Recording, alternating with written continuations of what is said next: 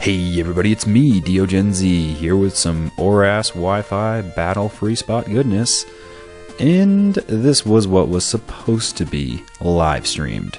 Yeah, hey guys, I know I scheduled a live stream for last Wednesday, but unfortunately my internet is to suck.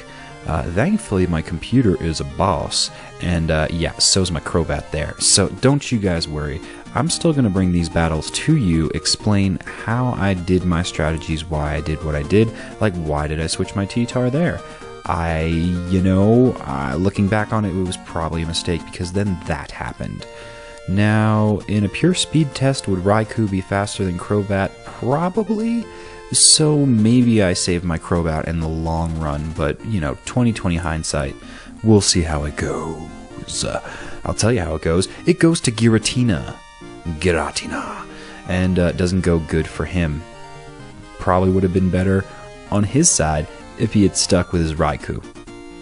Raikou is a pretty specially bulky Pokemon, which for my T-Tar here is going to be tough to take down.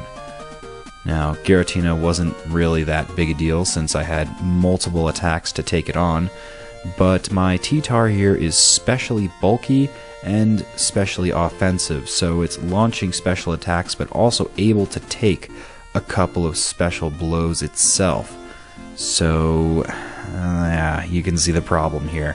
It's resisting my things like Dark Pulse and Ice Beam and anything of which I've EV trained it to do, and is in turn getting stronger against me. Yeah, making the investment in my special defense seeming not really worth much. Combined with the paralysis there, yeah, pretty heavily crippled my Tyranitar. Thankfully, it's not offensively good. Or rather, it's not defensively good. My offensive moves by Crobat are effective.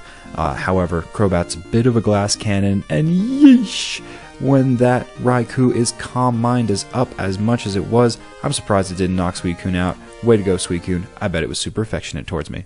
Now, on to the next battle. I'm just going to keep rolling them out here, guys. I'm going to take on this random Peter Ruby guy with my trio. And I know what a bunch of you are probably already complaining in the comments about. Dio, why are you just taking on random people at ORAS Battle Spot? Why don't you want to take on your undying fanship? Which I don't actually have. Well, then the answer to that would be the simplicity of just going online and kicking these guys' and gals' ass. It's so nice to just get on, not have to go to a forum or a chat every time I want to battle, to wipe the floor with Focus Energy Kingdra. Yeah, this is what this battle is all about, just to show you the scary power of how this one sweeper, once properly powered up by Focus Energy and equipped with the scope lens, can take down pretty much an entire team. That's right, Kingdra's faster, so without any priorities, Mega Charizard X, sorry, you won't even get a chance to Dragon Dance. And that's how I fire him out. Boom, next battle. So this is pretty much why I like to do the free battle on Battle Spot of Omega Ruby, Alpha Sapphire, is because sometimes, you get these random ridiculous challenges where it's all Ubers. This is literally taking on the triage of legendaries from Ruby and Sapphire. And you know what, I'm okay with that because it's a fun challenge. And can someone explain to me why it is Clefable was hit by this next move here? I don't know what it is about Dragon Ascent. Obviously Dragon Pulse didn't hit, but like, what is the parameters of it? I guess I just don't know. I haven't used it that much. I thought it being a fairy type move, my Clefable, it would have resisted both Dragon Ascent and Pulse, but I guess Ascent's much better than Pulse. But don't count me out yet. Made kind of a foolish move by doing the Calm Mind and not some sort of recover. So Clefable, unfortunately, didn't get a chance to shine. It'll be back! But if you could tell what I was trying to do with this trio here, I kind of like... Have you ever seen the photos on Tumblr where Clefable is next to Gengar and they might be the same Pokemon? But it's just one's a light version, fairy type, and one's a ghost version, But same coin, different sides of it.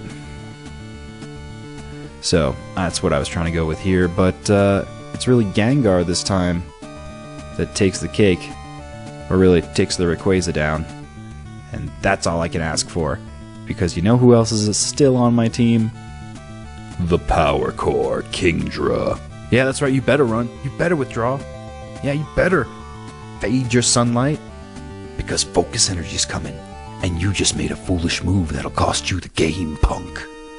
So, you know, take this as a friendly warning to anybody who's going to verse me in the future and sees this Kingdra coming. Get rid of it as fast as possible, because if I get to set up with my focus energy just like I have, well, it's bye-bye. Ubers. Anything, really. You know, anything, you can see how an Uber deals with it. And Ubers, the reason people hate dealing with them in the free battle so much is because if they come in with a UU team, which sometimes I utilize, then it's not fair at all. But you never expect a Kingdra to take down a bunch of legendaries, do you? Well, this is a bit more balanced matchup here with opponent Kento.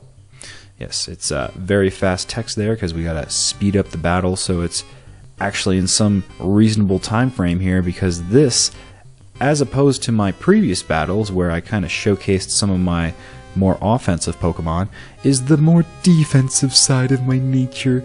Yeah, so, you know, I honestly got into the metagame roots by being a hit 'em hard, hit 'em fast kind of guy. But as I have adapted over time and then been walled by amazing Japanese players, probably like this Kento person here, just for an example, you know, it showed me the value of a strong wall in a team, and how if you have a multitude of walls, a physical wall, a special wall, you see I've got Suicune on my team, Venusaur and Hippowdon, then you can really stall your player for quite a while. Your opponent, your player too, if you will. And that's a good thing. However, you can't be lost in the walldom, because if we just go wall to wall here, we're not going to get anywhere at all. It's just going to be a stall fest, and that's boring. You see he's got Crobat, that is no wall. As you saw from my past Crobat battle, it's kind of a glass cannon. And I too have a glass cannon of my own waiting in the wings. And so it's up to you to decide how much you want to vary your metagame team, how much percentage of wall to physical or special sweeper you would like to mix it up with. Now that hurt. That was mean. Don't be doing earthquakes. I'm trying to set up here. And Bisharp is pretty brutal once it gets set up. It is much sturdier of a cannon than Crobat. It can keep on firing, and it even has the ability Sturdy, so you're almost guaranteed every time, unless some other kind of like Kangaskhan comes up and, you know, focus punches your ass in Mega Form or something, or Power Up punches, even worse, gets stat boosts on you. You'll be pretty much guaranteed one Sword Stance and Sturdy to allow you to use a Sucker Punch on your opponent afterwards. It's one of the most tried and true devious strategies that's emerged since the 5th gen, and it is still kicking and packing a punch, as you can see in Omega Ruby and Alpha Sapphire. My question is, do you think it will be as viable a strategy when we get to Sun and Moon? Well guys, we'll have to see in the future, because for now, that is all the battles I have for you, and in the future, I'll upload more Omega Ruby Alpha Sapphire Wi-Fi battles. Post your friend code in the comments below, because I will be battling you guys in the near future.